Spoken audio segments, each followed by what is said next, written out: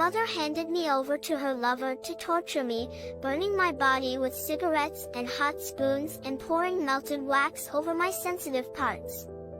Hello, my name is Regina, I am 5 years old, and this is my story.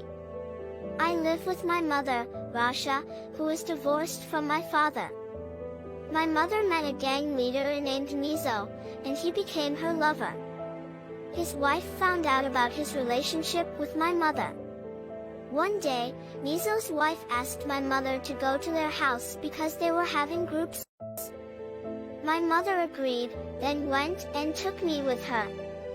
Witnessing these shameful acts, I thought they were normal things and I could imitate them.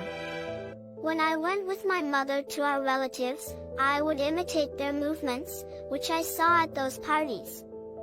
Our relatives questioned my mother's actions and told her how could a child do that unless she saw these things. My mother told Mizo what I had done and he told her to leave it to him and he would deal with me. Mizo decided to torture me by stabbing me with cigarettes on my body, burning me with a hot spoon, and pouring melted wax over my sensitive areas. I was screaming and in pain every day in front of my mother, but she wouldn't stand up for me. One day at an orgy party I was playing really loud. Mizo decided to get rid of me with my mother's consent so that I wouldn't expose them.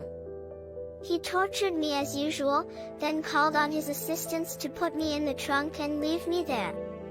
I was crying so hard and I was scared and in pain because of the burns on my body and suffocation from the lack of oxygen. I waited for my mother to open the box to take me in her arms away from these bad guys, but it never happened. After 6 hours of pain and suffering, they opened the trunk to find me still alive, but in a state of extreme fatigue.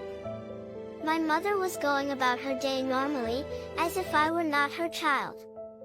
They closed the trunk again, and then I began to feel resigned to entering eternity so as not to be an obstacle to my mother's lusts.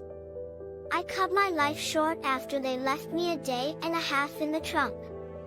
When they found me dead, Mizo told his aides to take me from the Giza governorate and dump me in another governorate, Dakalia, next to the sewage system. The court sentenced my mother to life imprisonment, her lover and his wife to death by hanging.